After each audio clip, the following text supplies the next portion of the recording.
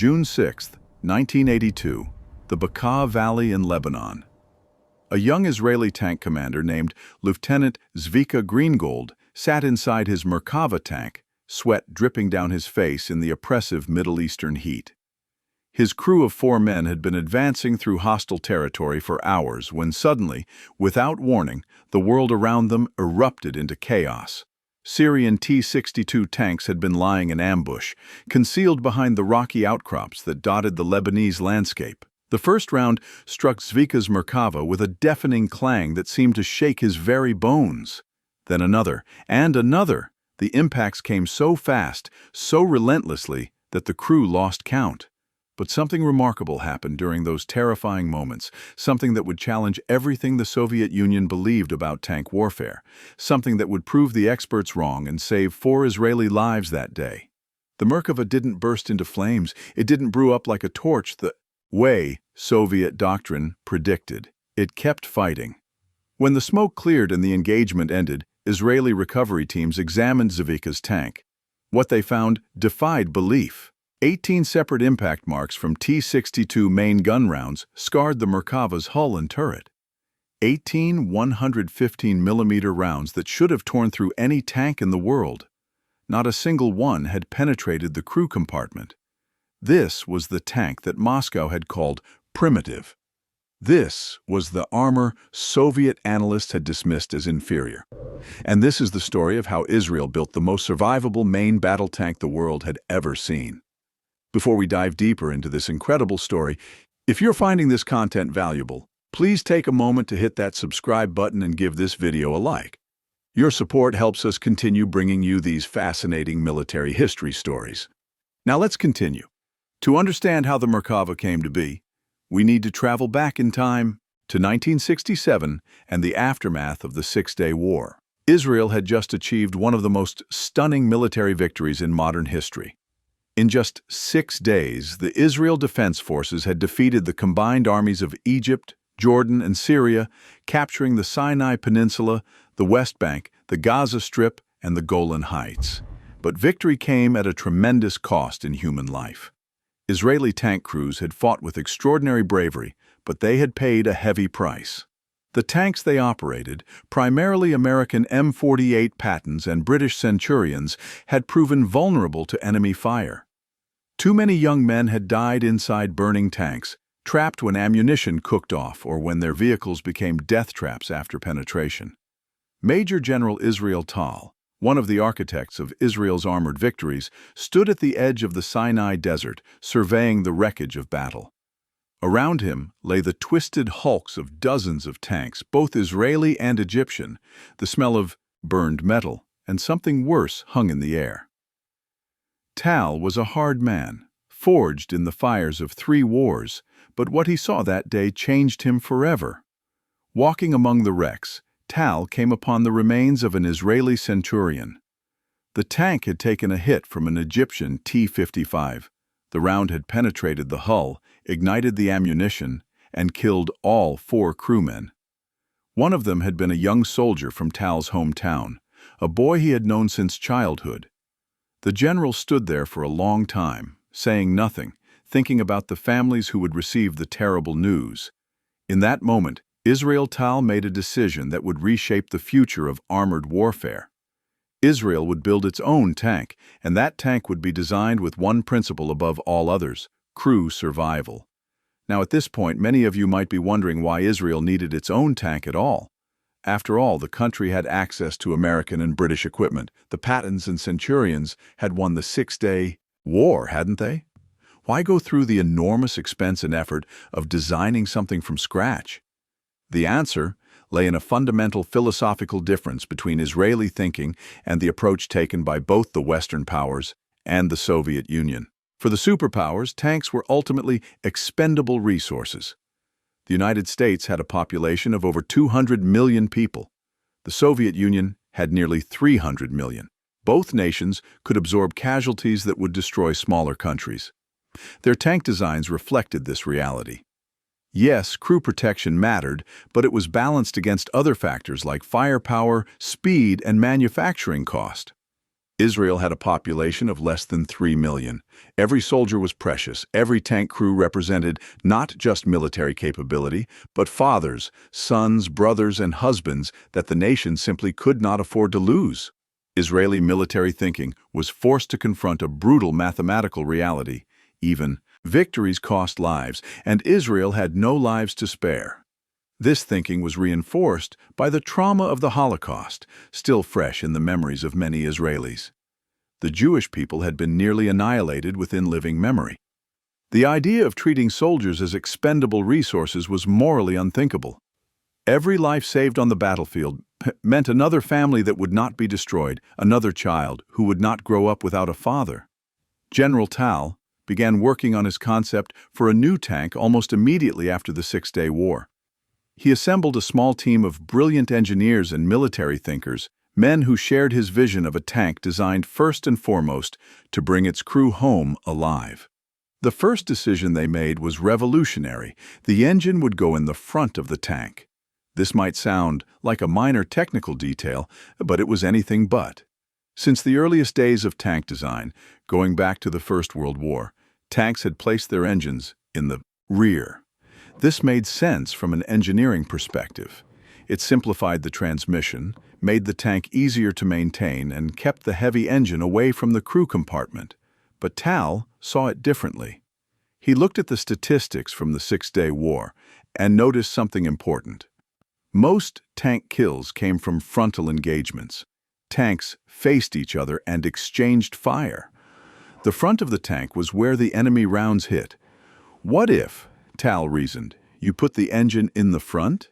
The engine was a massive block of steel and aluminum. It wouldn't stop an anti-tank round on its own, but it would slow it down, absorb energy, and create an additional layer between the enemy and the crew.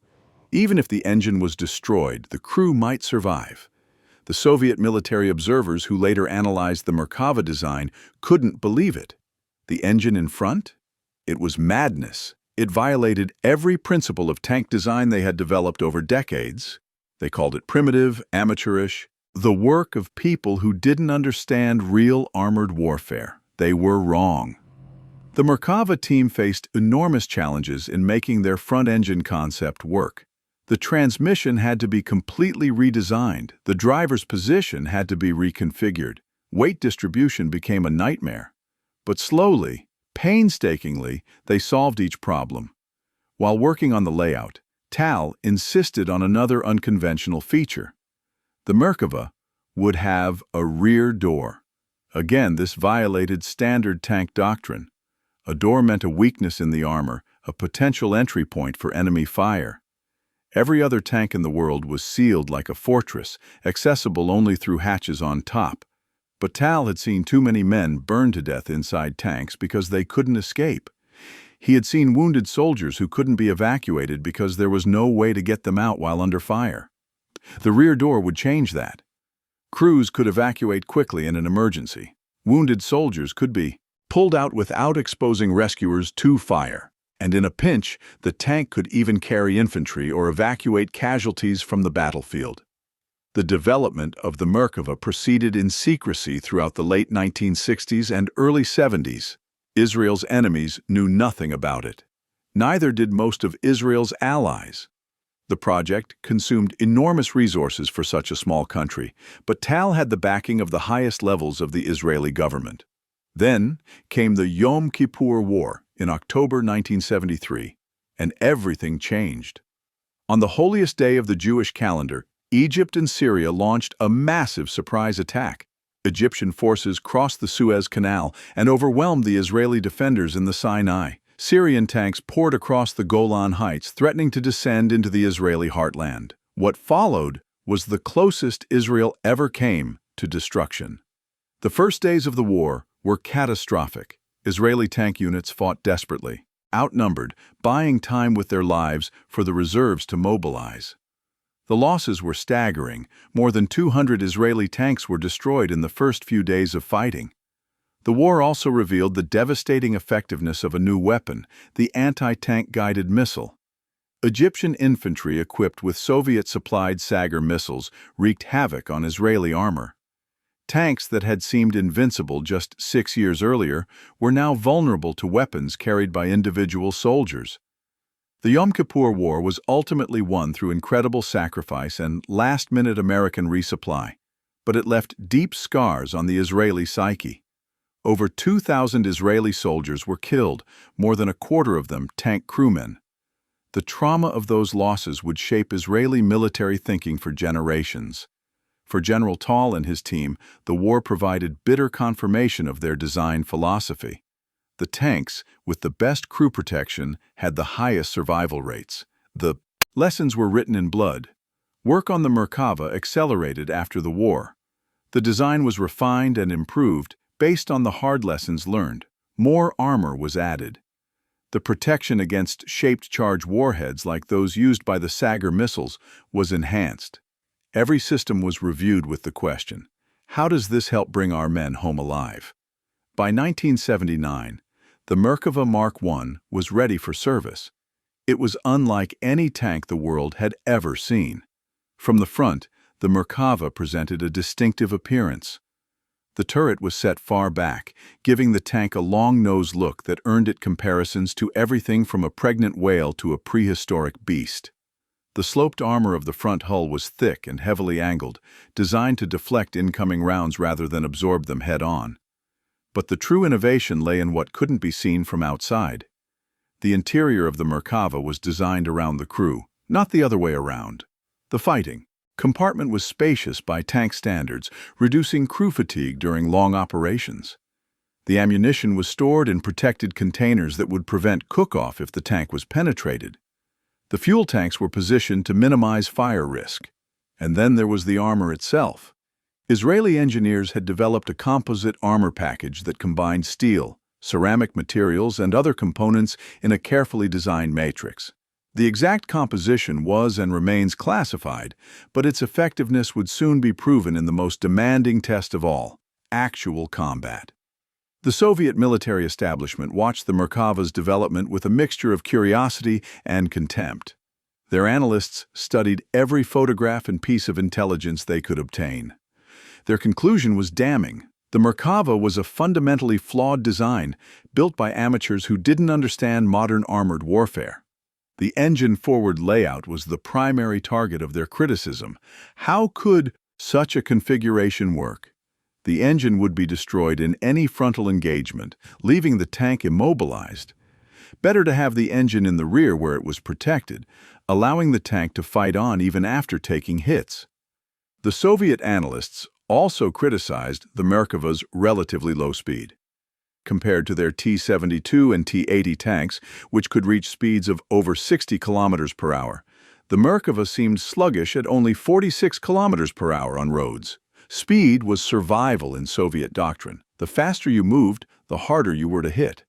The heavy armor was seen as a waste. Soviet tanks prioritized firepower and mobility over protection. Their philosophy was simple. A tank that could shoot first and move fast didn't need heavy armor. The thick skin of the Merkava was just dead weight that slowed it down. Finally, the Soviets dismissed Israeli tank doctrine as defensive and unimaginative. Real tank warfare was about offense, about deep penetrations and encirclements, about using speed and shock to overwhelm the enemy. Israel's focus on crew survival reflected a defensive mindset that would never win wars. These critiques were taken seriously in Moscow, where military theorists spent decades developing what they believed was the optimal approach to armored warfare. Soviet tanks were designed to fight in massed formations, to accept losses in exchange for breakthroughs to be produced in such numbers that quality was less important than quantity. What the Soviets failed to understand was that Israel could never fight that kind of war. The country was too small, its population too precious, its strategic depth non-existent. Israeli tank doctrine had to be different because Israel's situation was different. The test of these competing philosophies would come sooner than anyone expected. In June 1982, Israel launched Operation Peace for Galilee, a military intervention in Lebanon aimed at driving out Palestinian militant groups that had been launching attacks across the border. The operation quickly escalated into a full-scale conflict involving Syrian forces deployed in Lebanon. It was during this war that the Merkava would face its trial by fire, and it was here that Lieutenant Zvika Greengold would experience the engagement that opened this story. The Bekaa Valley was a stronghold of Syrian military power in Lebanon. Syrian forces had deployed their best equipment to the region, including T-62 main battle tanks. The T-62 was a formidable weapon, armed with a 115mm smoothbore gun capable of penetrating any NATO tank of its era.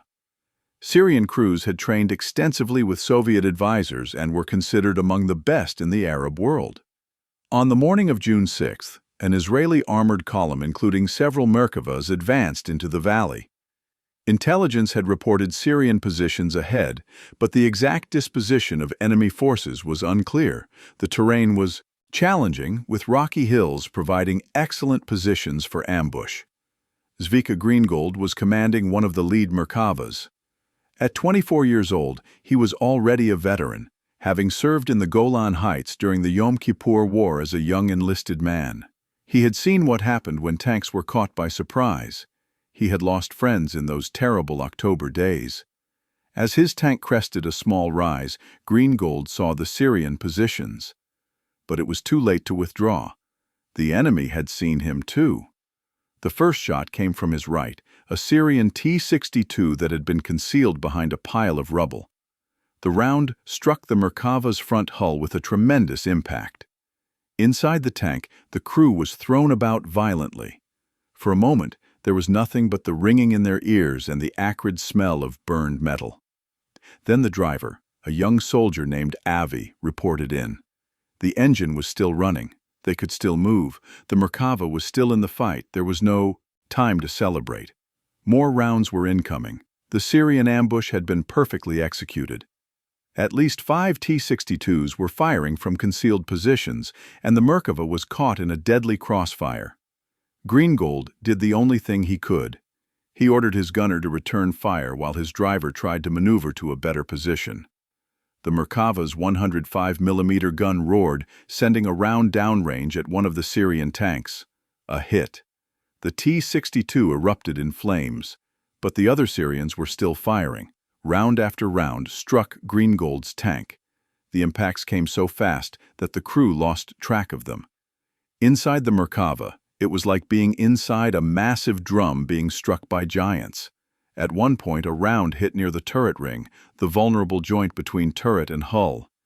The impact was so severe that the loader, positioned in the turret, was briefly knocked unconscious, but the armor held. Another round struck the front glacis plate. The crew felt the tank rock, backward from the force of impact. The lights flickered. An alarm sounded, indicating damage to one of the external systems. But the main structure remained intact. Greengold kept fighting. His gunner destroyed a second Syrian tank, then a third. The battle raged for what felt like hours but was actually only a few minutes. Finally, Israeli reinforcements arrived and the surviving Syrian tanks withdrew. When Greengold finally had a moment to assess his situation, he was amazed to find that his tank was still operational. The engine was running rough, damaged by one of the hits to the front hull, but it was running. The turret traverse was sluggish from damage near the turret ring, but it worked. Most importantly, all 4 members of his crew were alive and essentially uninjured. The recovery teams that examined Greengold's Merkava after the battle counted 18 separate impact marks from T-62 main gun rounds. 18 times, a weapon designed to destroy the best tanks in the world had struck home. 18 times, the armor that Moscow had called primitive had held. This was not an isolated incident. Throughout the 1982 Lebanon War, Merkavas demonstrated remarkable survivability. Time and again, Israeli crews survived hits that would have been fatal in any other tank. The front-mounted engine, so derided by Soviet analysts, proved to be an excellent secondary barrier, absorbing energy from penetrating rounds and protecting the crew even when the tank was disabled.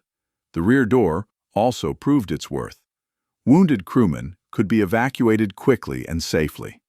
In several instances, Merkavas were used to rescue crews from other disabled vehicles under fire, something that would have been impossible with a conventional tank design. But perhaps the most important validation came from the crews themselves. Israeli tankers had fought in foreign-designed tanks for decades. Now, for the first time, they were fighting in a machine designed specifically for them, by people who understood their unique situation. The psychological effect was profound. Crews had confidence in their tanks that translated directly into combat effectiveness. The lessons of the Lebanon War were studied intensively in military academies around the world. Western analysts were impressed by the Merkava's performance, though some continued to debate whether its design philosophy was applicable outside Israel's unique circumstances. In Moscow, the reaction was different. Initial reports were dismissed as Israeli propaganda. The Merkava couldn't possibly have performed that well. Soviet equipment couldn't possibly have failed that badly. There must be some other explanation. But as more evidence accumulated, as recovered T-62 rounds were analyzed and engagement after engagement was reconstructed, the truth became impossible to deny. The tank that Moscow had called primitive had proven itself superior in the ultimate test. This didn't mean the Soviets changed their approach. Their doctrine was too deeply entrenched, their industrial base too committed to existing designs. But some Soviet analysts began to question whether their dismissal of crew protection had been wise. The seeds of doubt had been planted. The story of the Merkava didn't end in 1982, of course. The tank continued to evolve over the following decades. The Mark II version, introduced in 1983, added improved fire control and a thermal imaging sight for night operations. The Mark III, which appeared in 1990, represented a complete redesign with improved armor, a more powerful engine, and the ability to fire missiles through the main gun tube. And in 2004, Israel introduced the Merkava Mark IV, arguably the most advanced main battle tank in the world. The Mark IV featured even more sophisticated armor, including an active protection system that could detect and intercept incoming missiles and rockets. The crew compartment was further enhanced with better blast protection and improved ergonomics. Throughout these developments, the core philosophy remained unchanged. The crew always came first. Every design decision was evaluated against the question, how does this protect our soldiers? This philosophy was tested again in 2006 during the Second Lebanon War.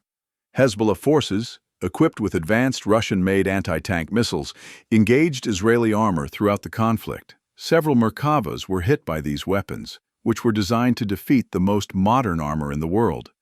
The results were mixed. Some Merkavas were destroyed, and some crewmen were killed. The active protection systems on the Mark IV proved effective in many cases but were not perfect. The losses were painful for a nation that values every soldier's life. But compared to what could have happened, the Merkava's performance was remarkable. Tanks that took hits that would have been instantly fatal in other vehicles often remained operational long enough for crews to evacuate. The lessons of 1982 held true. Armor designed around crew survival gave soldiers a fighting chance even in the most dangerous situations. The philosophical contrast with Soviet and Russian tank design became even sharper in the years that followed.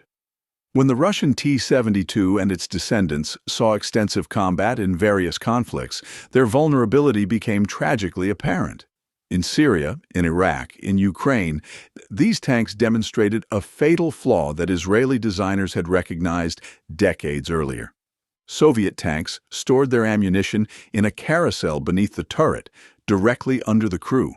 This was an efficient use of space that allowed for a lower profile and autoloader system. But when a round penetrated the tank and reached the ammunition, the result was catastrophic. The crew had no chance of survival. Videos emerged from various conflicts showing Russian-designed tanks literally blowing apart, their turrets launched into the air by the force of exploding ammunition. The phenomenon became known as the jack-in-the-box effect, a darkly humorous term for a terrifying reality. Tank crews in Soviet-designed vehicles were sitting on top of what amounted to a bomb. The Merkava's design avoided this vulnerability. Ammunition was stored in individual protective containers. The rear of the tank, where additional rounds were kept, was separated from the crew compartment by armored bulkheads. A penetrating round might destroy some ammunition, but it was far less likely to kill the entire crew in a single catastrophic explosion. This wasn't just a technical advantage, it reflected a fundamental difference in how Israel and the Soviet Union valued human life. In the Soviet system, soldiers were resources to be expended in pursuit of strategic objectives. In Israel, every soldier was irreplaceable. General Israel Tal, the father of the Merkava, lived to see his creation validated in combat again and again. He passed away in 2010 at the age of 86, having transformed armored warfare and saved countless lives through his insistence on crew protection. In his later years, Tal reflected on the criticism his design had received. He remembered the Soviet analysts who called his tank primitive. He remembered the Western experts who questioned whether Israel really needed its own tank. He remembered the doubters who said the engine-forward configuration would never work. All of them, he said, had missed the point. The Merkava wasn't designed to win tank versus tank duels, although it did that effectively. It wasn't designed to be the fastest or the most heavily armed, although it performed well in those areas too. It was designed to bring its crew home. By that measure, the Merkava was an extraordinary success. Israeli tank crews in the 1982 Lebanon War had a survival rate far higher than any comparable force in history. The men who fought in those battles went home to their families. They raised children. They lived their lives. And all because a general standing in the desert after the Six-Day War looked at the burned-out hulks of tanks and decided that something had to change. The story of the Merkava offers lessons that extend far beyond military technology. It reminds us that conventional wisdom is not always wise. The Soviet Union had decades of experience in tank design. They had fought and won the largest armored battles in history. Their analysts were serious professionals who had devoted their careers to understanding armored warfare. And they were wrong. They were wrong because they had become trapped by their own assumptions. They assumed that crew protection and combat effectiveness were trade-offs, that emphasizing one meant sacrificing the other. They assumed that their way of fighting was the only way to fight. They assumed that anyone who did things differently must be an amateur. Israel Tal and his team approached the problem with fresh eyes. They asked fundamental questions that the established experts had stopped asking. Why does the engine have to be in the rear? Why can't a tank have a door? What would happen if we designed everything around keeping the crew alive? The answers to those questions produced a tank that was in many ways superior to those designed by nations with far more resources and experience. Innovation doesn't always come from the centers of power. Sometimes it comes from the margins, from people who have no choice but to find a better way. There's also a deeper lesson about values in design.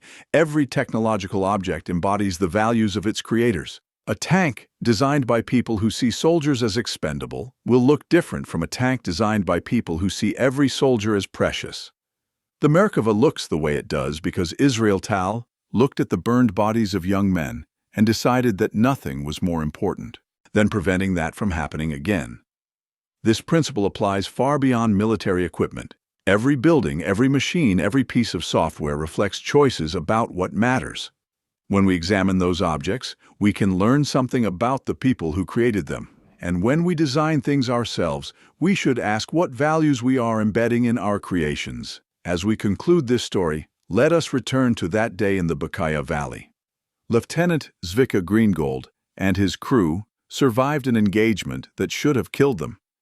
They came home to Israel, to families who didn't have to receive the terrible news that so many families had received over the years. Greengold went on to have a distinguished career in the Israel Defense Forces. He trained new generations of tank crews, passing on the lessons he had learned. He never forgot the moment when he realized that his tank had taken 18 hits and he was still alive. Years later, in an interview, Greengold was asked about that day. He spoke quietly, as veterans often do when discussing combat. He described the noise, the fear, the chaos of battle. He described the moment when a round hit near the turret ring and his loader was knocked unconscious. He described the relief when the firing finally stopped and he realized that his crew was alive. And then he said something that captured the essence of the Merkava's design philosophy. General Tal, he said, saved my life. Not with a brilliant tactical maneuver or a heroic rescue, but with a design decision made years before, in a drafting room far from any battlefield. The general had thought about what would happen when an enemy round struck my tank.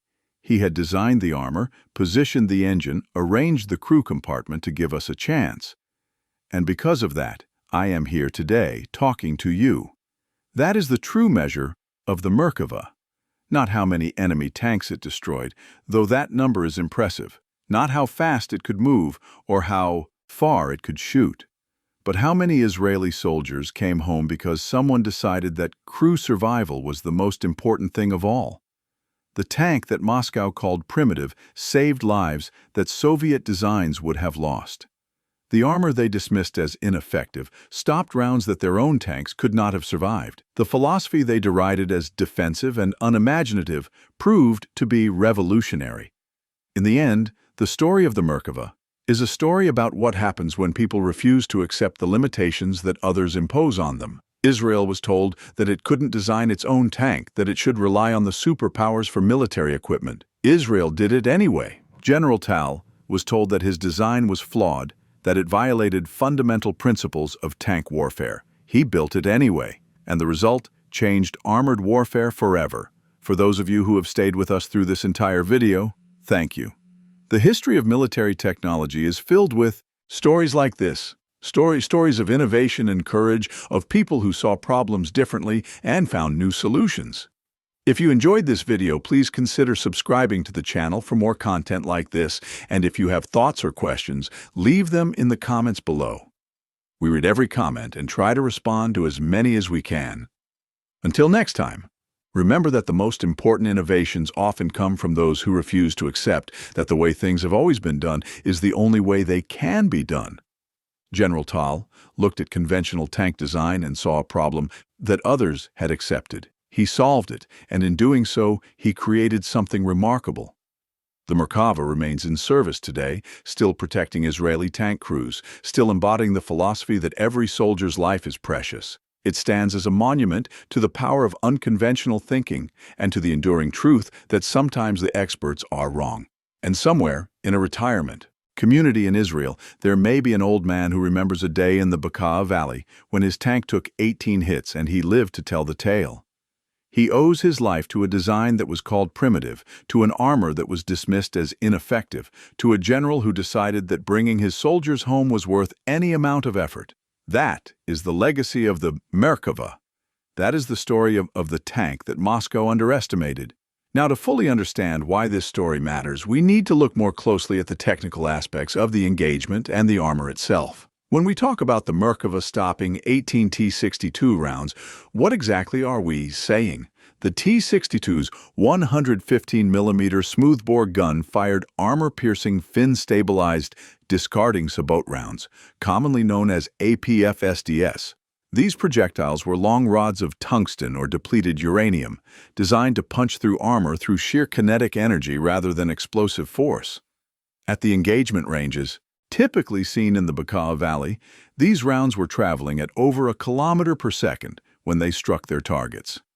Against the armor of the era, this was devastating. NATO tanks like the American M60 or the German Leopard 1 were vulnerable to these rounds at combat ranges. Even the heavily armored British Chieftain could be penetrated under the right circumstances. The Soviet Union was confident that their ammunition could defeat any Western tank. What they hadn't accounted for was the specific characteristics of the Merkava's armor layout. The Merkava's protection came from several layers working together. The outer skin was not a simple steel plate, but a complex composite structure. While the exact composition remains classified to this day, analysis of damaged vehicles and statements from Israeli sources suggest it included ceramic tiles, air gaps, and steel plates of varying hardness arranged in a specific pattern. This composite armor was particularly effective against shape-charge warheads, which work by focusing an explosive force into a narrow jet of metal. The ceramic tiles and air gaps disrupted this jet, spreading out its energy and reducing penetration. But the composite was also effective against kinetic penetrators, though through a different mechanism. When an APFSDS round struck the Merkava's armor, it had to punch through multiple layers of different materials. Each transition between materials caused the penetrator to deform slightly, to lose energy, to change direction. By the time the round had passed through the outer composite layer, it had lost much of its velocity and was no longer flying true. Then came the engine. The massive diesel power plant at the front of the Merkava wasn't armor in the traditional sense, but it was an enormous mass of metal directly in the path of incoming rounds. A penetrator that had already been slowed and destabilized by the composite armor now had to punch through engine blocks, cylinder, heads, and transmission components. More energy was absorbed, more deformation occurred. Only after all this did a round reach the crew compartment, which was protected by its own armored bulkhead. And by this point, most rounds had lost so much energy that they could no longer penetrate. The 18 rounds that hit Zvika Greengold's tank didn't all strike the same spot, of course. They were spread across the front hull and turret.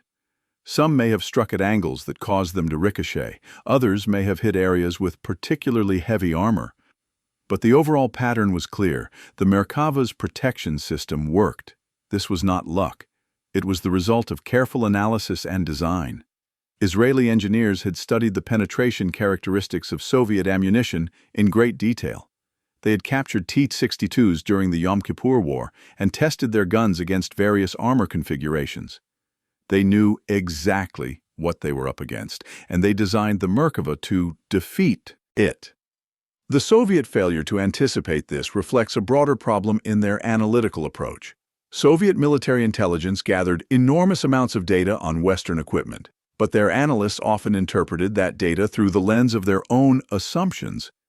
They assumed that the Merkava's armor was similar to other Western tanks because that's what they expected to see. They assumed that the engine-forward configuration was a mistake because it didn't fit their doctrine. What they didn't do was approach the Merkava with genuine curiosity about what the Israelis might have discovered. They didn't ask whether there might be advantages to the design that weren't immediately apparent. They didn't consider the possibility that a small country with limited resources might have found a better solution than the superpowers. This intellectual rigidity was characteristic of Soviet military culture during the Cold War. The system rewarded conformity and punished dissent. Analysts who questioned official doctrine risked their careers. This created an environment where uncomfortable truths were suppressed and inconvenient evidence was explained away. By the time the Soviet Union collapsed in 1991, its military establishment had accumulated decades of such distortions. The Afghanistan War had revealed serious problems with Soviet equipment and tactics, but reforms were slow and incomplete. The Merkava's success in Lebanon was just one of many data points that should have prompted a fundamental rethinking of Soviet approaches but didn't. The lessons for today are obvious. Military establishments, like all large organizations, can become trapped by their own assumptions. Success breeds complacency. Experts start believing that their expertise is complete. When challenged by unconventional approaches, the instinct is to dismiss rather than to learn. Israel avoided this trap in part because it had no choice. A small country surrounded by enemies cannot afford complacency. Every war brings new challenges, new technologies, new tactics. The Israel Defense Forces developed a culture of constant adaptation that served them well when designing the Merkava. General Tal embodied this culture. He was not afraid to challenge established thinking, even when that thinking came from allies like the United States. He asked fundamental questions about tank design that the experts had stopped asking, and he was willing to invest enormous effort in pursuing unconventional solutions. This willingness to question assumptions extended to the development process itself. The Merkava was tested exhaustively before entering service. Israeli engineers didn't just trust their calculations, they shot at prototype tanks with real ammunition to see what would happen. When they discovered problems, they fixed them, even when that meant redesigning major components. The contrast with Soviet development practices is striking. Soviet designers often had to meet production quotas that left little time for testing. Political pressure pushed weapons into service before they were ready. Problems that emerged in the field were sometimes hidden rather than acknowledged. These systemic differences help explain why the Merkava performed so much better than Soviet analysts expected. It wasn't just that the design was good. It was that the design process was rigorous, honest, and focused on the right objectives. The emphasis on crew survival had effects beyond the immediate protection of tank crews. When soldiers know that their commanders prioritize their lives, they fight with greater confidence and cohesion. They take risks that they wouldn't take if they felt expendable. They trust each other and their equipment. Israeli tankers in 1982 had this confidence. They knew that General Tal and his team had done everything possible to bring them home. They knew that their tanks were designed around their survival. This psychological factor is impossible to quantify, but it is very real. Soviet tank crews, by contrast, often knew that their vehicles had serious vulnerabilities. Stories circulated about T-72s brewing up catastrophically when hit. The knowledge that you were sitting on top of an ammunition carousel that could explode at any moment did not inspire confidence. This psychological dimension of equipment design is often overlooked. Engineers focus on specifications and test results. But the soldiers who actually use the equipment experience it in a different way. They develop relationships with their vehicles, they feel the vibrations, hear the sounds, learn the quirks, and they know, at some level, whether they are protected or vulnerable. The Merkava was designed by people who understood this. General Tal was not just an engineer but a combat veteran who had experienced the fear of battle firsthand. He knew what it felt like to be inside a tank under fire, not knowing whether the next round would kill you. This experience informed his design in ways that no amount of theoretical analysis could have achieved. The story continues to evolve. As of the time of this recording, the Merkava Mark IV remains one of the most advanced tanks in the world. Its active protection system, called Trophy, has proven effective in intercepting anti-tank missiles and rockets. Israeli tank crews continue to benefit from the philosophy established by General Tal more than 50 years ago. But challenges remain. Modern anti-tank weapons have become increasingly sophisticated. Top attack missiles, designed to strike the relatively thin armor on top of a tank, pose new threats. Tandem warheads, which use two successive shaped charges to defeat composite armor, have improved penetration capabilities, and the proliferation of cheap armed drones has created entirely new vulnerabilities. The designers of future Merkavas will have to respond to these challenges while maintaining the focus. On crew survival, it won't be easy. Each new threat requires new countermeasures, which add weight, complexity, and cost. At some point, the question arises, is the main battle tank still a viable weapons system? Israel, characteristically, is already thinking about these questions. Research into artificial intelligence, autonomous systems, and new armor technologies continues. The same culture of innovation that produced the Merkava is being applied to the challenges of the future. Whatever solutions emerge, they will likely reflect the same core values that General Tal established. Crew survival will remain the priority. Unconventional approaches will be considered, and the experts who say it can't be done will be proven wrong once again. The story of the Merkava is ultimately a story about human values embodied in technology.